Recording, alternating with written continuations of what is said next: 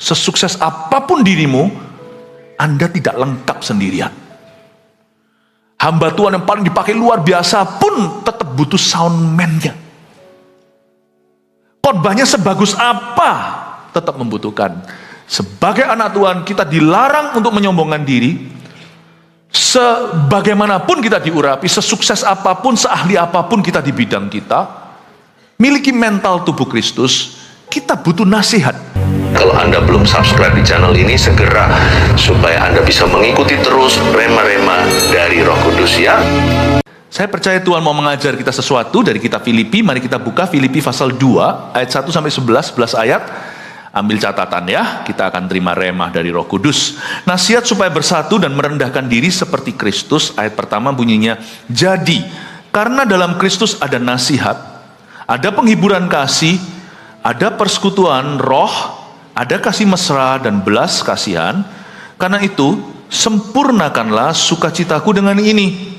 Hendaklah kamu sehati, sepikir dalam satu kasih, satu jiwa, satu tujuan. Berhenti dulu di sana, 2 ayat saya bahas di depan. Pertama-tama, Paulus menuliskan ini dari penjara. Jadi Paulus sendiri menderita, tapi Paulus jaga sukacita. Dan yang membuat hidup Paulus itu penuh bahagianya bukan karena dia kuat sendirian, tapi karena dia juga menjaga hubungan dengan rekan-rekannya. Kita tidak dipanggil, bahkan kita tidak diciptakan menjadi manusia sendirian, solitary atau sendiri. Tidak pernah menjadi rencana Allah dalam kehidupan kita. Tuhan memanggil kita itu untuk hidup bersama sebagai tubuh Kristus. Bahkan kita pun diciptakan sebagai makhluk sosial. Anak kecil kalau tidak langsung dapat jamahan, nanti waktu besar dia akan menjadi orang yang aneh, menjadi orang-orang yang punya penyakit mental.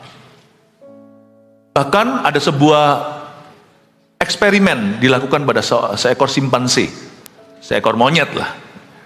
Monyet itu harus dijamah, kalau enggak dia akan punya behavior atau kelakuan-kelakuan yang cenderung kepada kekerasan.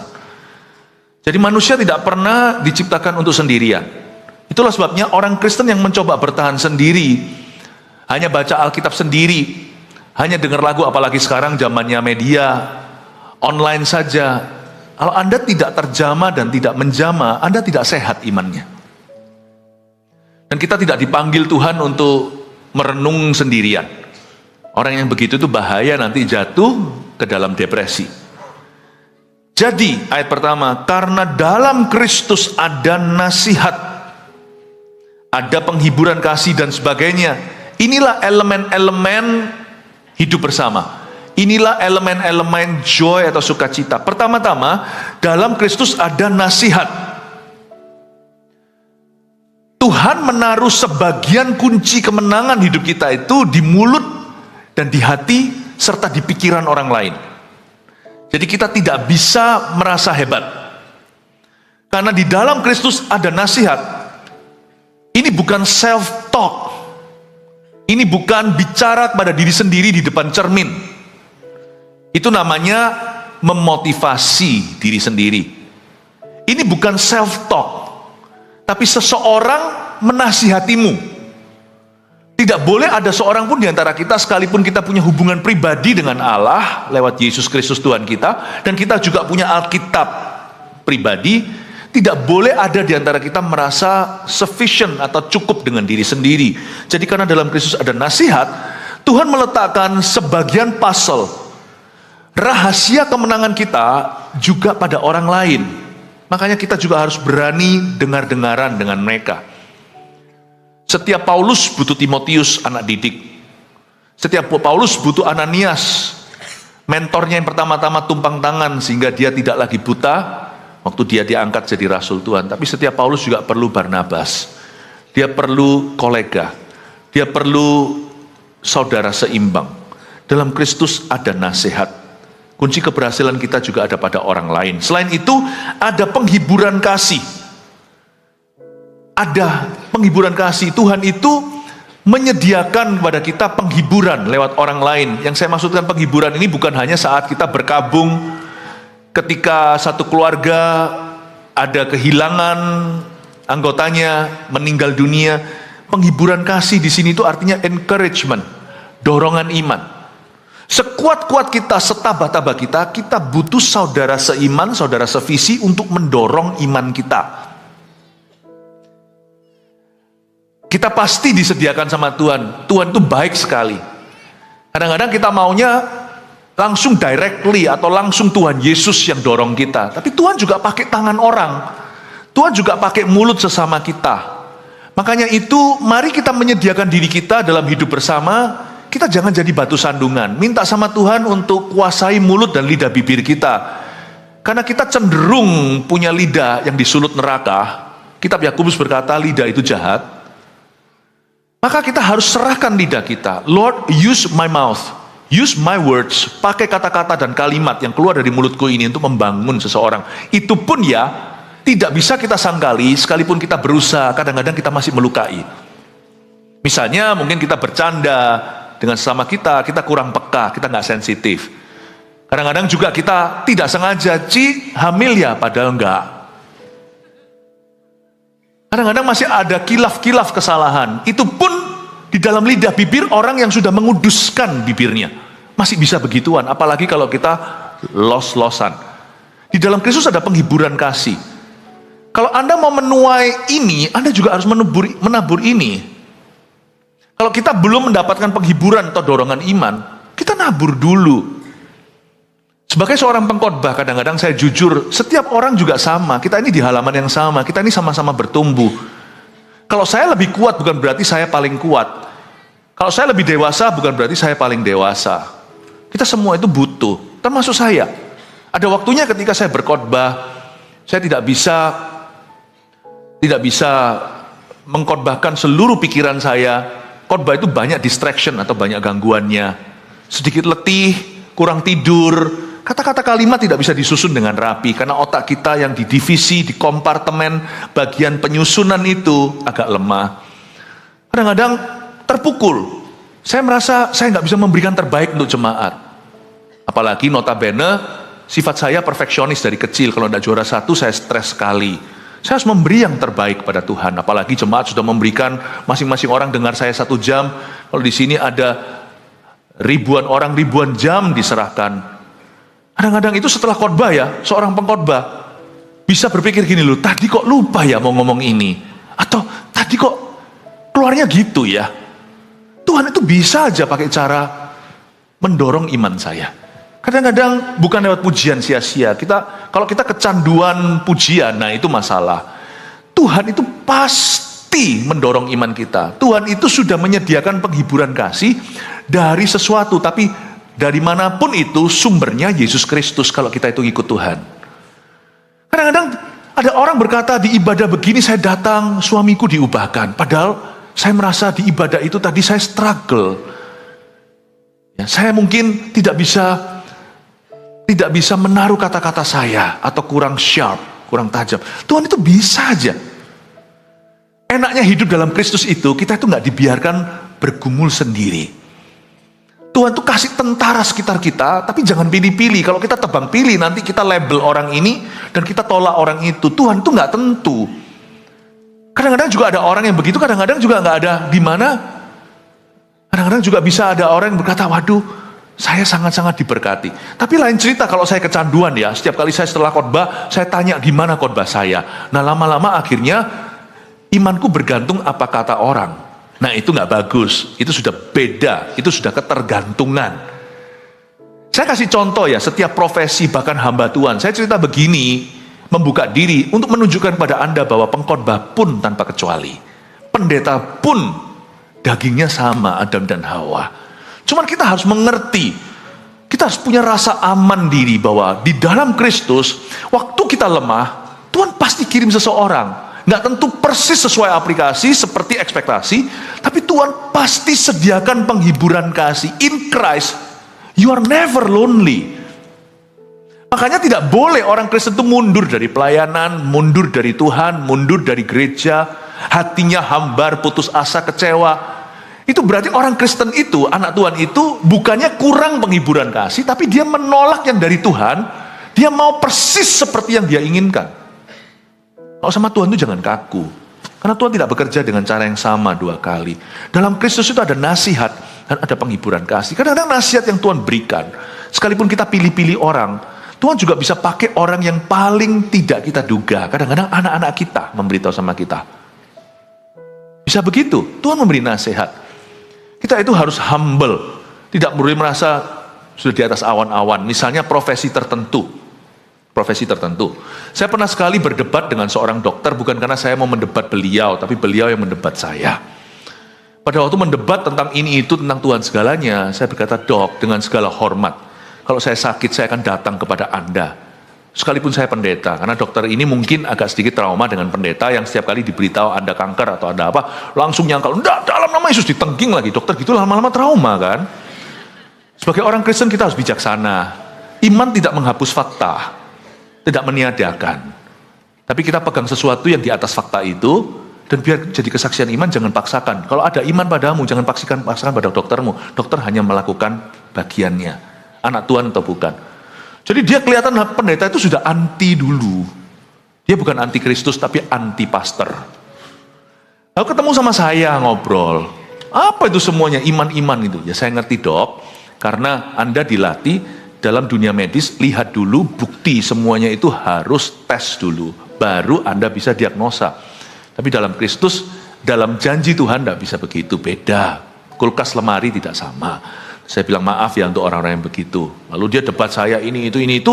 Dan ketika dia mulai nyerempet keluar dari boundary dan mulai gurui saya tentang semua hal termasuk tentang Tuhan. Di situ saya langsung tegas sama dia. Saya bilang, "Dok, kalau saya sakit saya akan menjadi pasien Anda. Saya pasti akan tanya sama Anda, saya tidak banyak bicara. Maaf ya untuk orang-orang seprofesi saya mungkin yang sok tahu. Saya akan datang, saya tidak. Bahkan orang-orang yang saya doakan pun saya selalu dorong kok. Cari nasihat yang tepat. Saya mendoakan dengan iman, tapi semua mujizat pasti bisa lewat dan bisa divalidasi, diverifikasi lewat meja medis. Lewat MRI, lewat CT scan, lewat tes lab, lewat whatever. Lewat biopsi."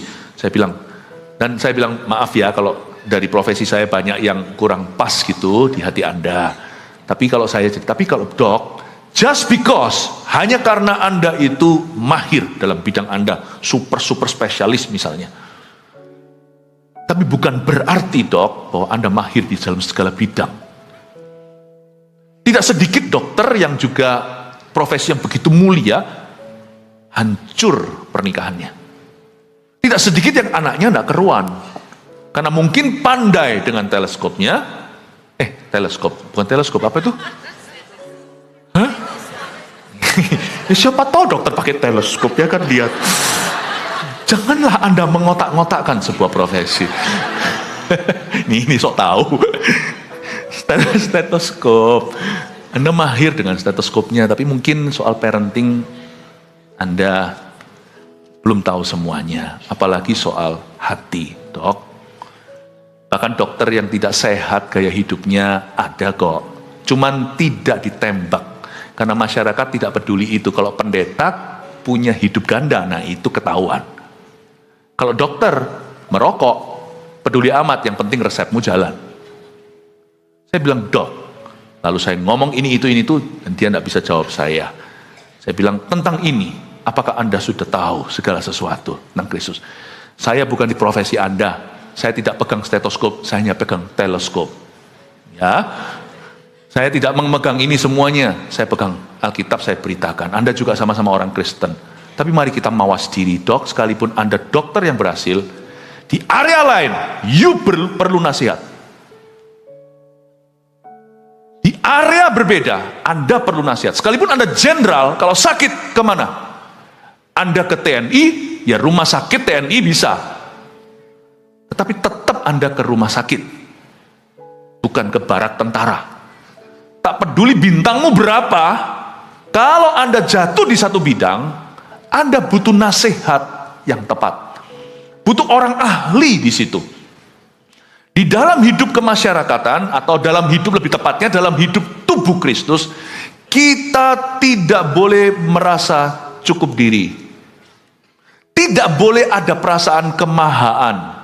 Jangan merasa diri maha kuasa, maha tahu, maha hadir. Makanya sebagai pendeta di gereja ini, sebagai gembala, saya sangat respect dengan para dokter. Saya respect dengan profesi yang lainnya.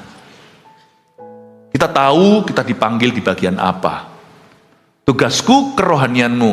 Lalu Anda jadi politikus dan sebagainya. Anda yang paling tahu, saya malah harus belajar dari Anda. Cuman hatimu, Yesus pilih kami untuk mengembalakan. Jadi kami akan lakukan bagian itu. Amin. Pahami sesuatu, orang Kristen tak boleh angkuh. Sesukses apapun dirimu, Anda tidak lengkap sendirian. Hamba Tuhan yang paling dipakai luar biasa pun tetap butuh soundman-nya. Khotbahnya sebagus apa, tetap membutuhkan. Sebagai anak Tuhan, kita dilarang untuk menyombongkan diri.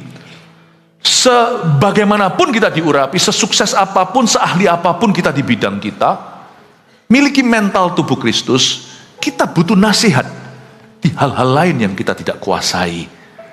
Amin Bapak Ibu Saudara. Orang sukses itu begini, bukan hanya dia sendiri, tapi dia bekerja sama dengan orang yang ahli di bidangnya, yang bukan bidangnya. Gereja ini bukan dibangun di atas dasar one man show. Semua yang terjadi, ini itu, kita itu bekerja sama. Makanya orang Kristen dilarang angkuh, dilarang sombong, dan tidak boleh mau menang sendiri. Jangan cari musuh, karena ke depan kita butuh teman. Kita menjalin kawan pun masih ada yang tidak bisa kita hindari, pasti musuhan. Karena namanya dunia ini sudah infeksi dengan iri, yang namanya di bumi ini sudah ada perbedaan pendapat secara fundamental. Apa kesamaan antara orang benar dan orang fasik? Apa kesamaan antara gelap dan terang? Ada hal-hal tertentu yang seperti minyak dan air tidak bisa dipersatukan. Dengan mental kita yang mau bekerja sama dengan siapa saja aja, tidak semuanya bisa diajak kerjasama. Orang Kristen tidak boleh cari musuh. Makanya itu kita nggak cukup hanya percaya Tuhan masuk sorga, tapi izinkan sorga manifestasi lewat hidup kita. Sorga itu damai, sorga itu kasih, sorga itu sukacita. Nyatakan itu di dalam hidupmu.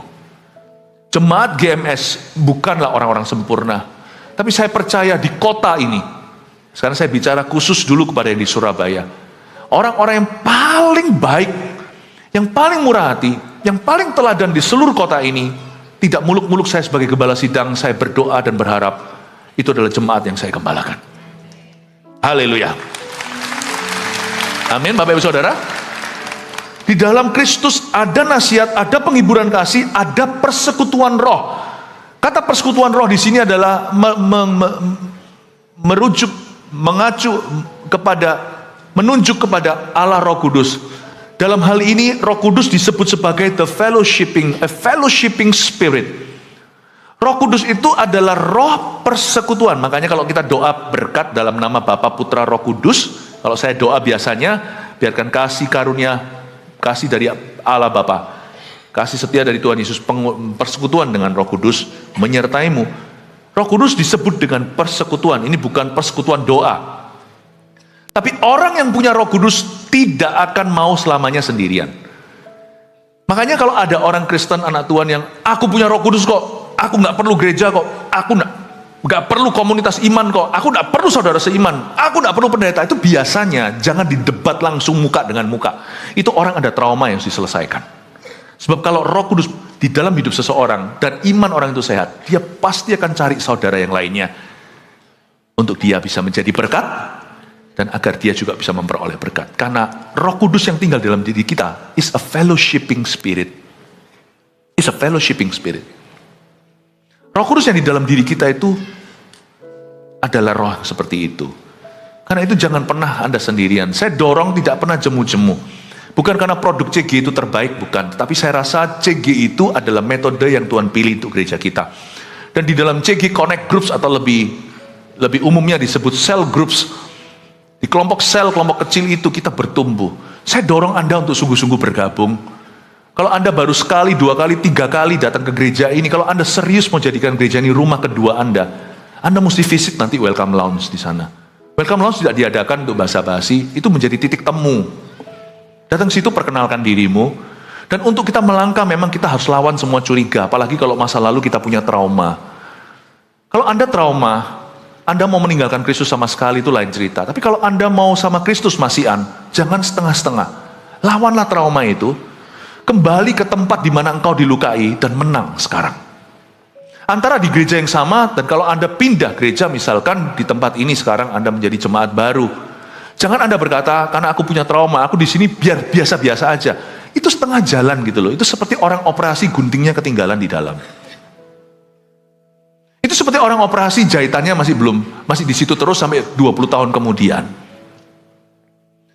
Jangan, saya dorong kalau Anda tetap mau jadi orang Kristen, kecuali kalau Anda memutuskan, dan saya akan sedih kalau saya tahu Anda begitu. Saya memutuskan untuk tidak jadi orang Kristen sama sekali, jadi kafir.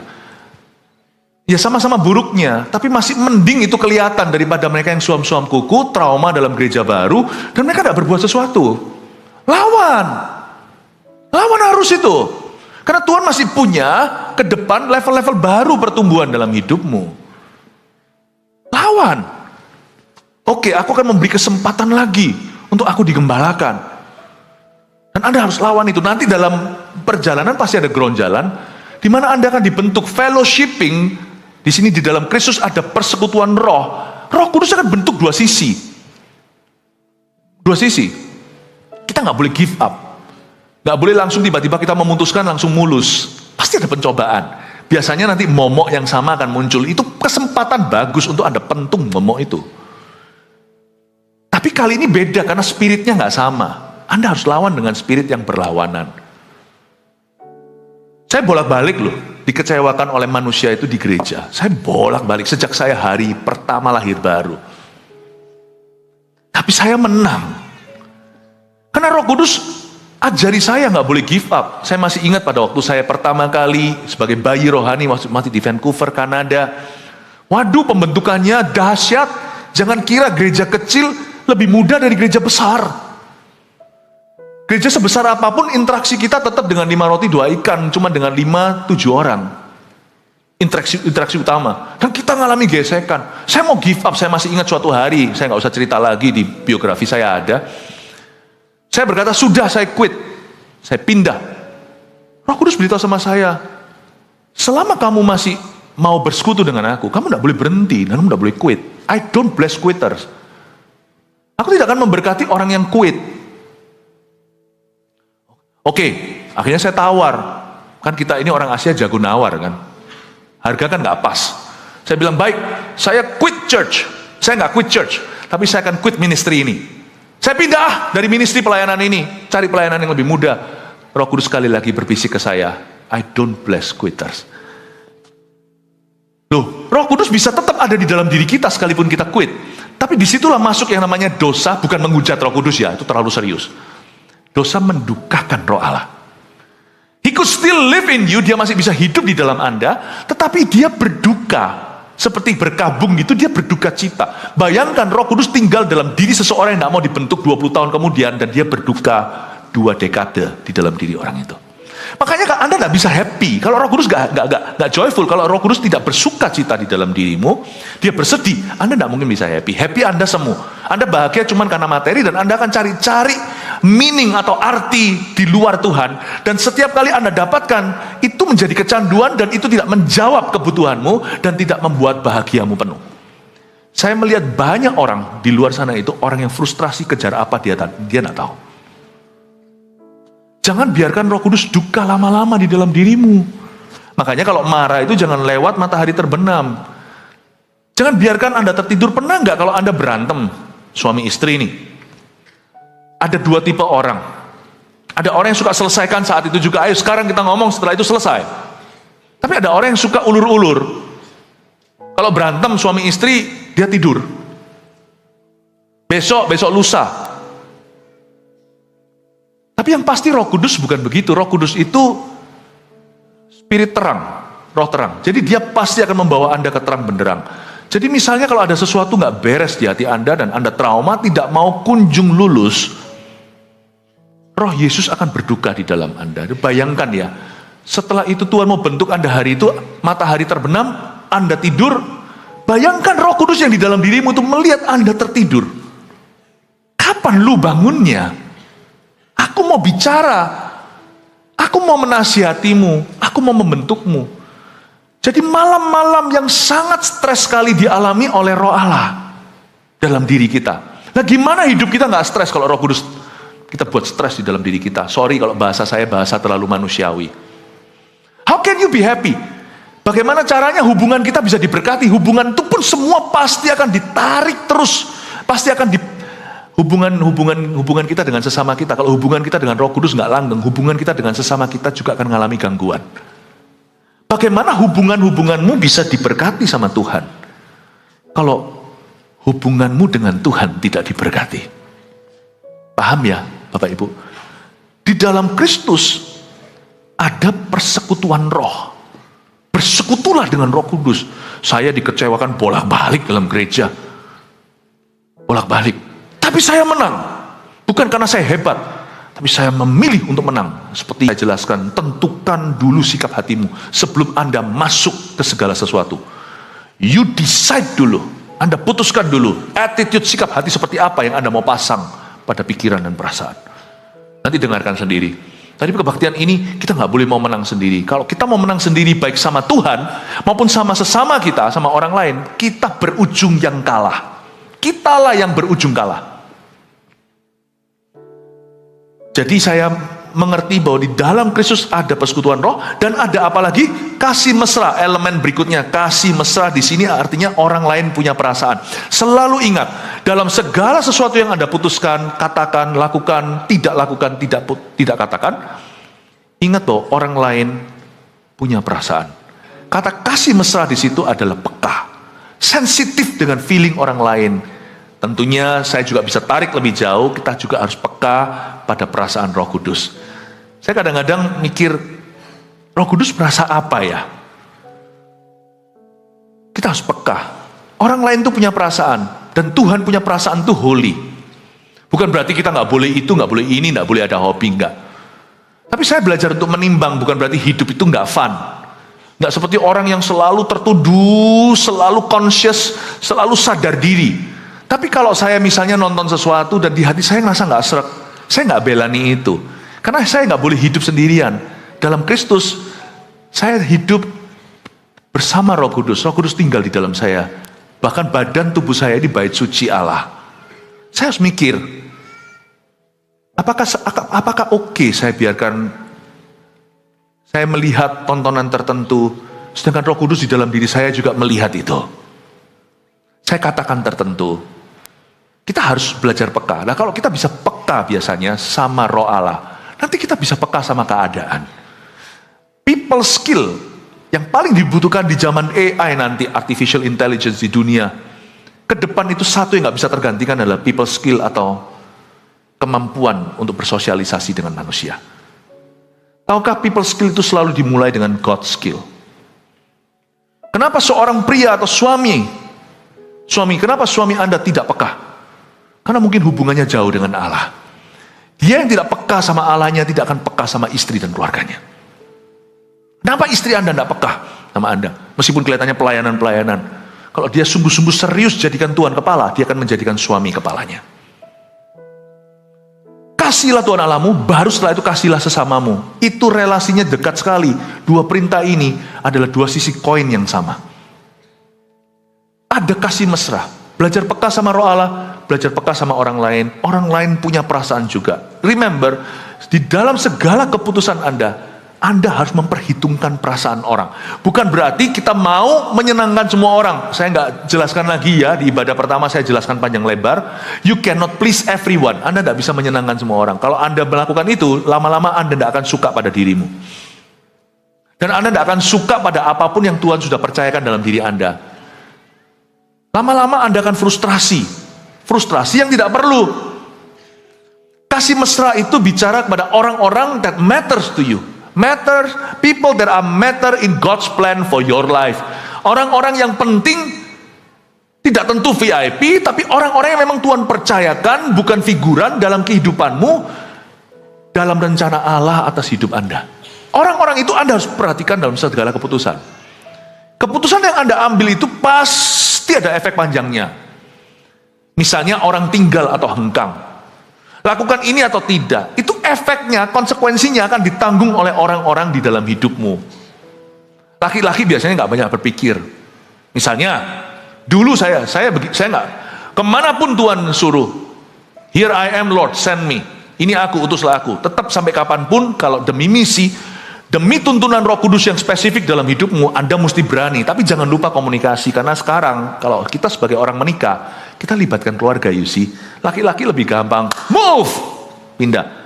Istri biasanya ngatur rumahnya lagi, gordennya, paham maksud saya? Anak-anak, semua perpindahan, pergantian itu melibatkan orang. Karena itu kalau kita misalnya seorang pria tidak suka hati, lalu berkata, misalnya, aku cabut dari kerjaan ini, aku tidak mau kerja ini lagi, gini. Nah sekarang masih bujangan, masih gampang. Apalagi kalau tidak butuh uang. Tapi nanti, anything you decide, apapun yang Anda putuskan, Anda harus libatkan orang lain yang juga punya kepentingan dan perasaan, karena itu akan kena. Dalam pelayanan juga sama. Dalam pelayanan. Kalau Anda tertanam dalam sebuah gereja, lalu pelayanan gitu ya, attitude sikap kita itu akan mengkamiri atau membangun sesama kita. Apapun yang Anda lakukan, katakan, itu ada efek sampingnya kepada orang lain. Datang ke gereja juga sama. Mari kita sama-sama mengerti ini. Firman ini semoga mendewasakan jemaat. Apa yang saya sampaikan ini sesuatu yang sifatnya prinsip besarnya. Tolong aplikasinya masing-masing orang kan dapat rema sendiri. Dan saya berdoa apapun yang Tuhan taruh di hatimu lewat pesan ini. Jikalau Roh Kudus mengetuk pintu hati, lakukan itu. Saya yakin hidup Anda akan semakin diberkati. Yang percaya kasih tepuk tangan untuk Tuhan Yesus. Dan di sana dikatakan juga ada kasih mesra dan belas kasihan. Belas kasihan di sini itu beda. Belas kasihan di sini itu artinya roh mengalah. Dalam Kristus itu ada roh mengalah atau roh saling mengalah. Belas kasihan itu bukan kasihan nih aku kasih sesuatu. Belas kasihan itu tidak hanya menuju bukan hanya ke arah pelayanan kemanusiaan. Belas kasihan, kasih pakaian, kasih makan. Bukan hanya itu. Belas kasihan itu sesuatu yang kita bisa amalkan, praktekkan dalam kehidupan sehari-hari dengan normal people. Tidak perlu ada sebuah target ministry dulu. Target ministry itu sebagai kelanjutan, extension of God's grace, atau sebagai kepanjangan tangan kasih karunia Allah dalam kehidupan kita yang sudah kita praktekkan dalam hidup ini. Belas kasihan, siapakah resipien, siapakah penerima belas kasihan pertama dalam kehidupan kita? Sebelum kita nanti akan bawa lebih jauh, misalnya nanti MSP sudah akan mengadakan aksi memberkati para pengerja, tukang sampah di kota kita untuk hargai. Puji Tuhan gitu loh. Kita sampai strangers, sampai orang-orang yang kita nggak kenal. Tapi apa gunanya kalau kita pada yang jauh kita diberkati, tapi yang dekat kita kutuki? Karena itu belas kasihan harus jadi lifestyle, gaya hidup. Kita harus punya kehidupan yang begitu mawas diri, sehingga belas kasihan di sini maksudnya itu kita belajar satu skill dalam hidup ini. Belajar untuk mengalah apa yang kita bisa. Sebab mengalah tidak sama dengan kalah. Belas kasihan itu kelihatan. Belas kasihan tidak hanya kepada orang miskin, itu iya, jangan lupakan. Belas kasihan itu pada semua orang, miskin atau kaya. Orang-orang sekitar kita, bisakah kita itu mengamalkan belas kasihan? Nampak di mana? Nampak ketika kita mengalah. Apa yang kita bisa? Belajar mengalah. Orang Kristen harus belajar mengalah. Tidak boleh hanya mahir memuji Tuhan di dalam gereja, atau mendengar firman saja. Kita harus praktekkan firman itu. Kalau saya dulu itu orangnya nggak kenaan, dikit-dikit lu nggak tahu gua siapa. Kita harus ngalah. Makanya di gereja kita tercinta ini, pelayanan kita itu diisi dengan orang-orang yang belajar dari bawah. Kita bukan diisi dengan performer. Sangat mudah kalau saya mau bayar sana sini, ayo sini perform. No. Gereja kita ini yang melayani adalah anak-anak kita.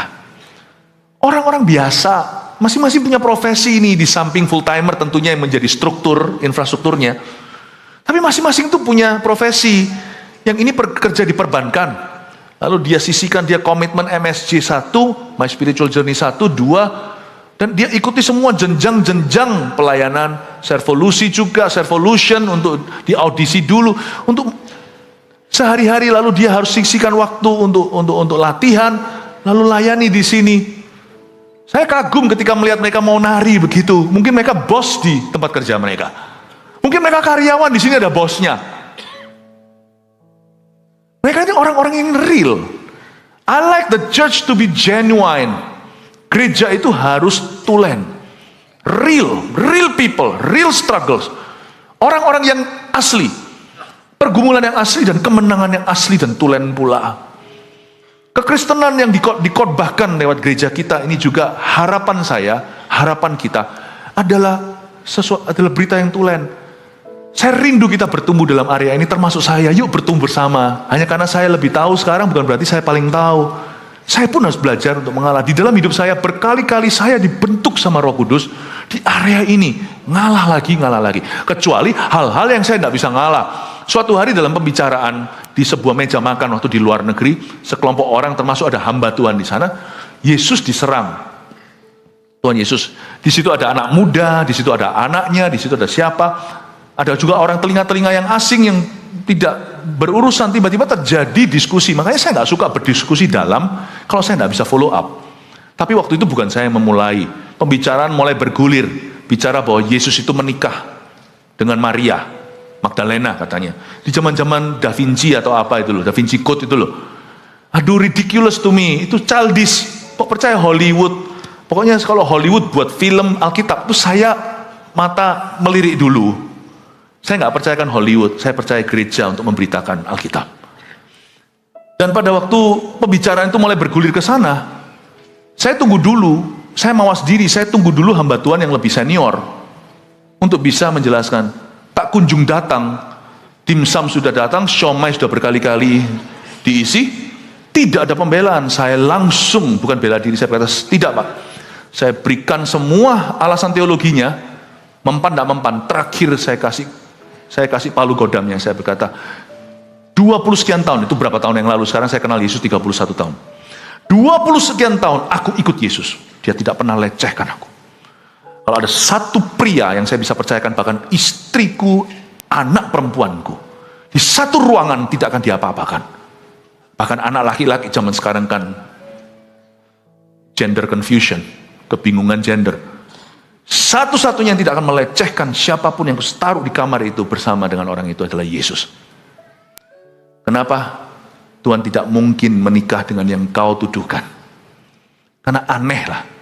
Maria Magdalena dan semua orang-orang ini adalah ciptaannya sendiri. Sama dengan saya punya anak namanya Vanessa. Kan tidak mungkin saya menikah dengan putri saya. Menjijikkan kan?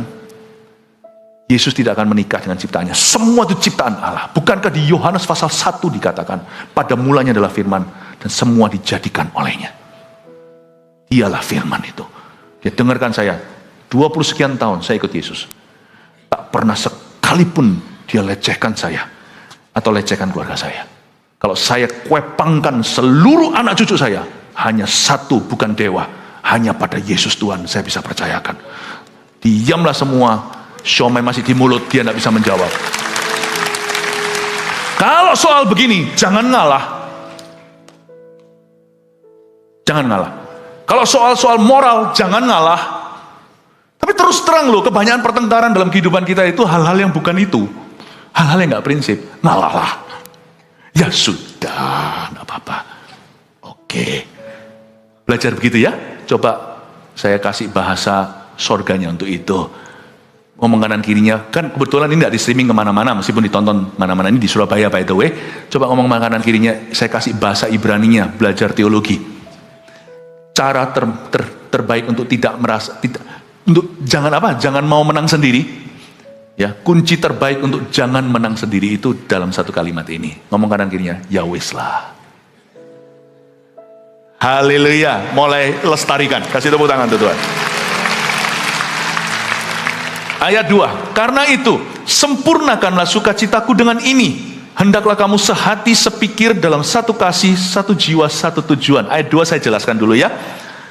Karena itu sempurnakanlah sukacitaku dengan ini. Paulus itu jujur. Saya suka sekali hamba Tuhan ini.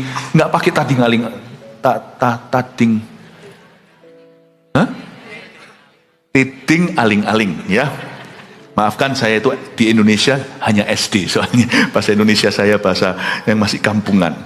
Tidak pakai tiding aling-aling. Karena itu sempurnakanlah sukacitaku dengan ini. Dia terus terang bilang gini sama orang-orang Filipi.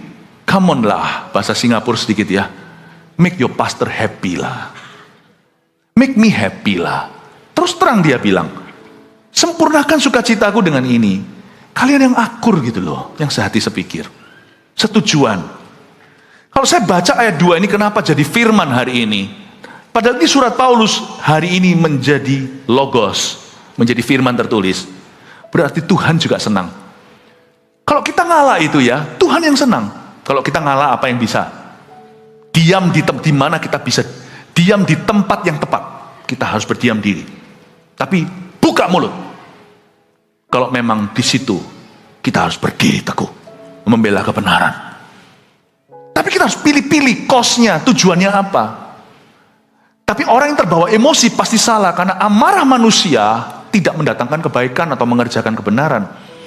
Di ayat 2 ini seolah-olah Tuhan sendiri yang berkata, come on lah, make me happy. Kalian belajar ngalah. You make me happy. Menyenangkanmu, senangkanmu, hanya itu kerinduanku.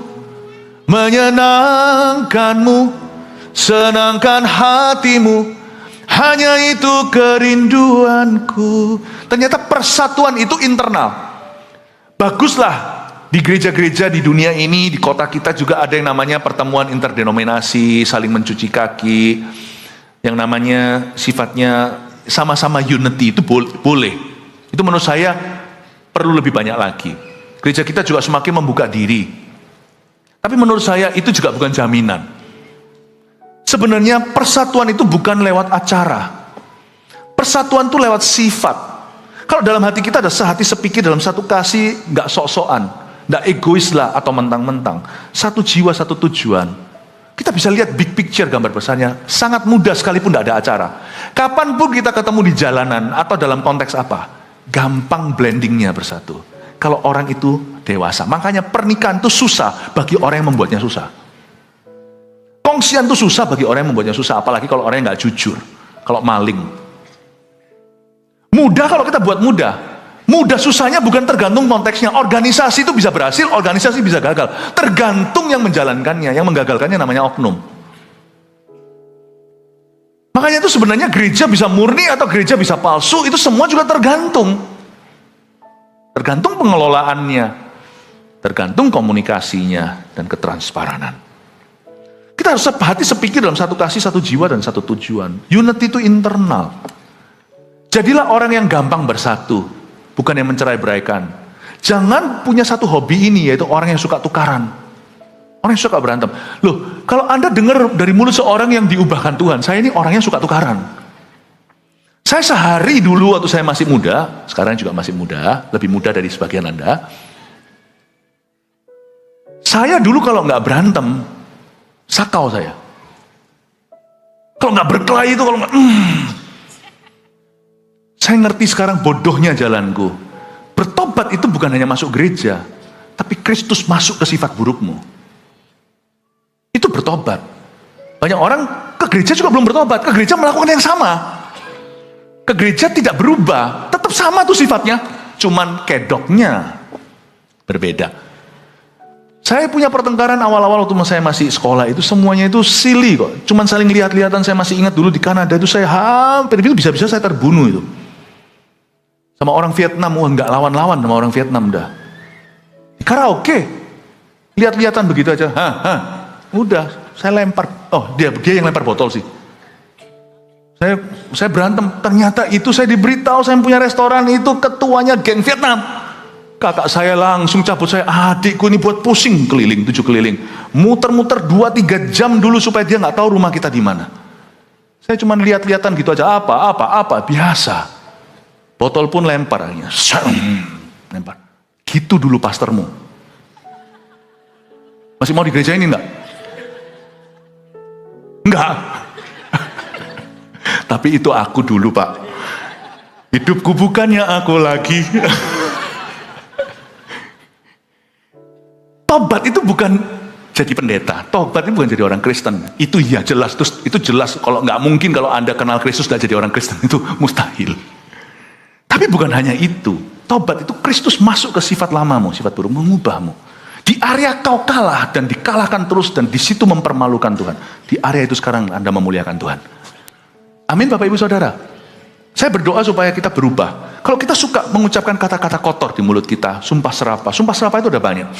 Masalahnya susah, semakin tua kita akan semakin susah. Kalau orang-orang, saya punya satu teman, orang Hong Kong, dulu gangster. Dia pernah sekali berkata seperti ini, saya nggak bisa satu kalimat tanpa tut, nggak bisa. Saya bilang bisa. Coba kalau Anda ketemu waktu itu Presiden Obama, nggak mungkin keluar itu. Anda pasti tahan, bisa kalau mau. Bisa. Orang Indonesia juga ada, tututnya sendiri, setiap kota ada sendiri-sendiri. Dan kalau Anda itu keluar sumpah serapah gitu, kita nggak boleh menang sendiri dalam arti kalau kita keluarkan itu, tahukah mungkin yang mendengarkan adalah anak cucumu. Itu pasti continue. Hidup itu harus mengerti bahwa kita harus menyerahkan kebebasan kita demi sesuatu yang lebih besar. Hidup itu, kalau mau bebas sih sebenarnya yang disebut oleh dunia kebebasan itu sebenarnya adalah belenggu atau ikatan. Nggak ada yang namanya true freedom outside Christ. Di luar Kristus nggak ada true freedom. Freedom yang sesungguhnya itu dalam Kristus. Makanya dijaga ya, satu kasih, satu jiwa, satu tujuan. Semua dimulai dari dalam. Kristus masuk dalam kebiasaan buruk kita dan mengubah itu. Saya berdoa di gereja, Anda minta sama Tuhan perbuatan ini. Kalau saya tidak memberitahukan, Anda tidak tahu bahwa berkat ini tersedia. Kalau saya bicara berkat, seringkali kan orang pikirannya tentang materi. Berkat yang utama itu adalah Kristus mengubah sesuatu di dalam dirimu. Itu kalau ada, saya harap saya bisa combine, saya bisa mergerkan yang namanya khotbah saya 1 dan 2 ini. Itu kalau ada, apapun kapasitas, kalau kapasitas itu sudah terbentuk, apapun yang tangan Anda pegang, itu akan berkapasitas mengikuti. Pasti. Hati kalau diberkati, apapun yang kau pegang ada berkat Allah. Hati kalau dikutuki, apapun yang kau pegang sekalipun berkat akan berubah jadi kutuk dalam waktu sehari. Saya berdoa supaya Anda dibangun hari ini, karena saya percaya di ibadah ini saya berdoa sama Tuhan agar jemaat ini didewasakan. Kita kan habis Givan 2 minggu yang lalu, 3 minggu yang lalu, 2-3 minggu ya, kita baru membaptis 2034. Kasih tepuk tangan untuk Tuhan Yesus. Bayi-bayi rohani di mana-mana. Saya harus dewasakan. Tapi termasuk firman ini bahkan bagi hamba-hamba Tuhan, bagi saya pula. Ayat 3, dengan tidak mencari kepentingan sendiri atau puji-pujian yang sia-sia. Sebaliknya, hendaklah dengan rendah hati yang seorang menganggap yang lain lebih utama daripada dirinya. Dan janganlah tiap-tiap orang hanya memperhatikan kepentingannya sendiri, tapi kepentingan orang lain juga. Ayat 3, dengan tidak mencari kepentingan sendiri, mari kita melihat hal-hal tertentu yang kita harus anti, agar supaya kita jangan mau menang sendiri. Menang terus itu juga nggak enak loh. Ada beban moral yang luar biasa, belum lagi beban spiritual untuk trendsetter. Makanya itu menjadi gereja yang paling berpengaruh, gereja terbesar, atau apapun juga, datang dengan apapun yang besar, termasuk nama besar, adalah reputasi yang perlu dipertahankan. Nggak gampang. Sungguhan, apapun juga yang market leader di dunia ini pasti disikat sama semua. Belum hanya disikat dengan rival, kompetitornya, tapi juga disikat dari luar. Karena itu sebenarnya anehnya Tuhan itu tidak menjawab dengan gilang gemilang orang yang berambisi selalu juara satu. Juara satu dalam hal kekudusan baik, dalam kasih baik. Tapi orang yang mau menang sendiri, dia selalu mau menang, sebenarnya orang itu kasihan. Dia nggak tahu bahwa itu tanggung jawab yang berat.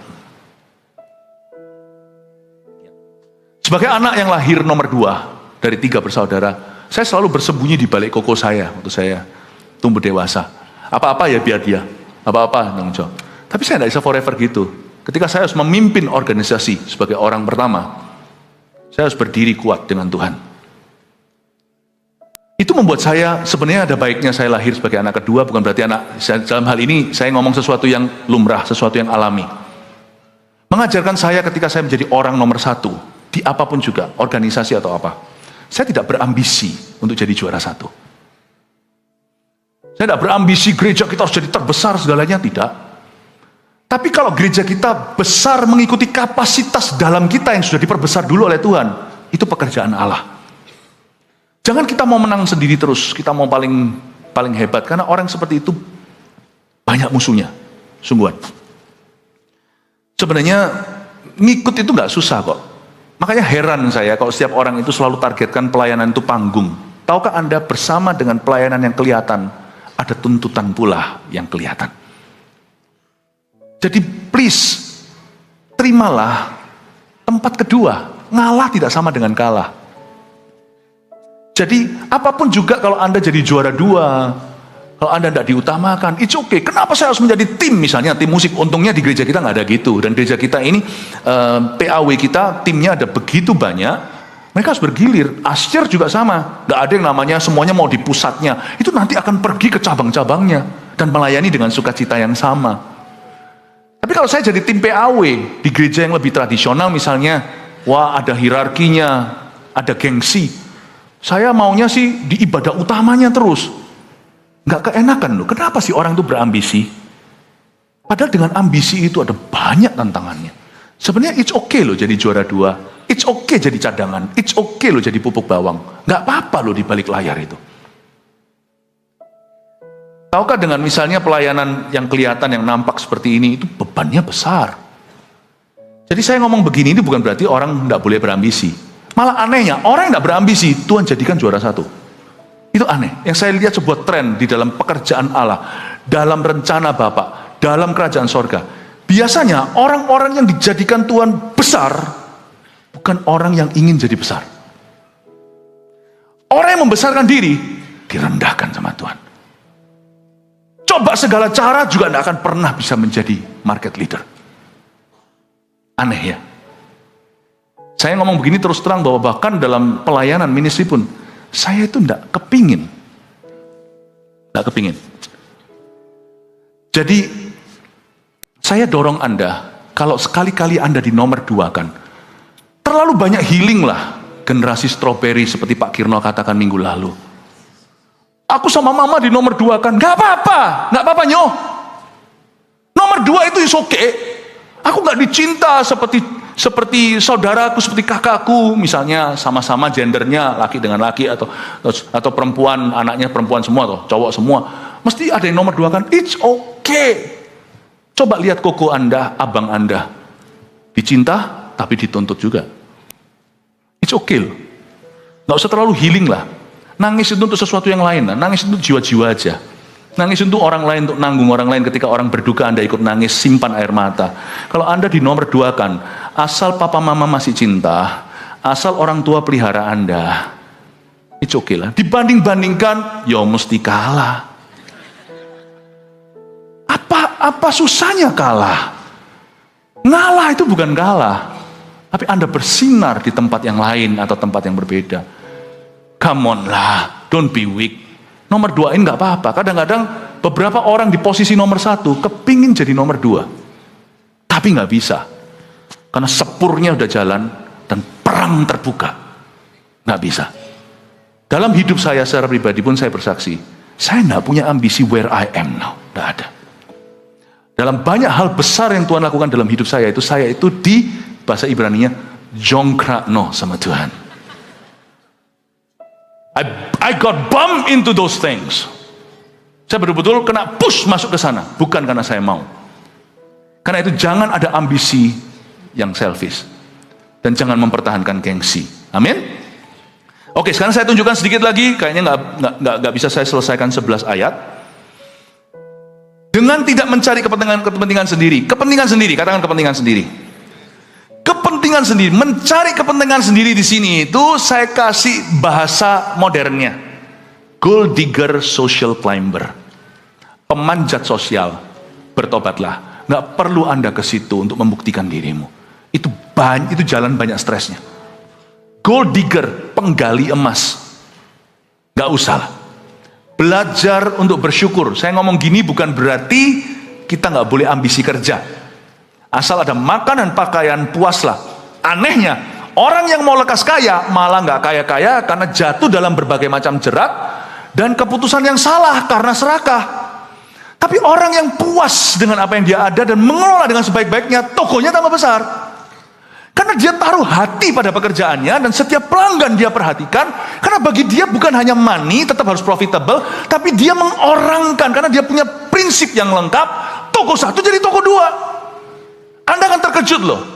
Makanya orang yang suka menghina atau menghakimi orang lain berdasar sukses atau tidak suksesnya mereka, itu harus lihat dulu kasus per kasus. Anda harus selidiki terus.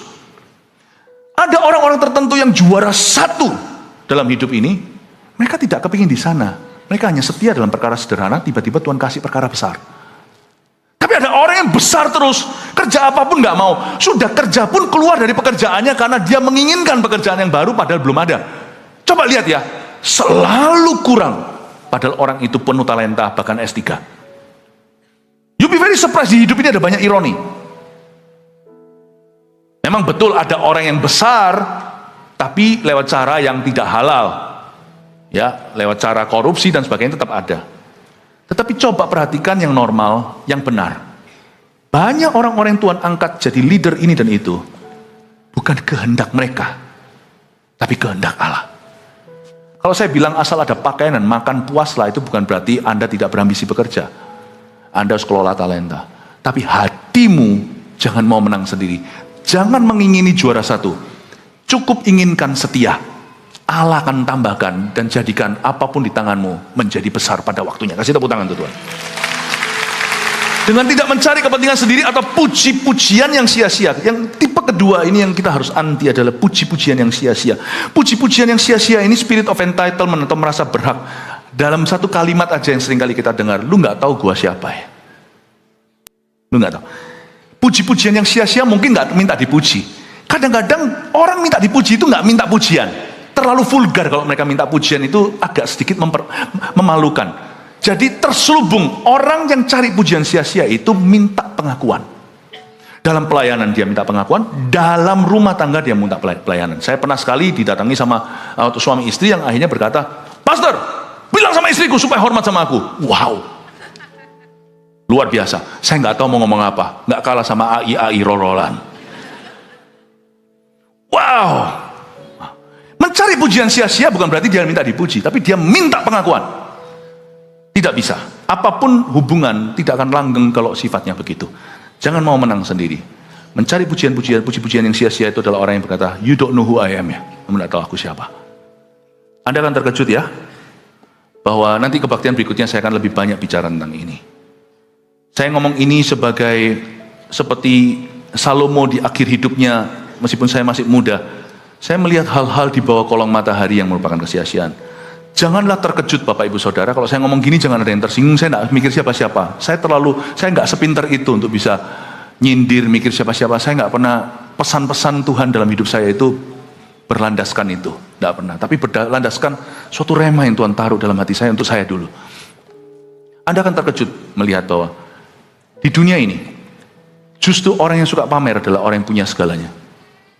Saudara, jadi kaget. Anda akan terkejut bahwa ternyata berlimpah sesuatu tidak tentu mengambil roh yatim piatumu.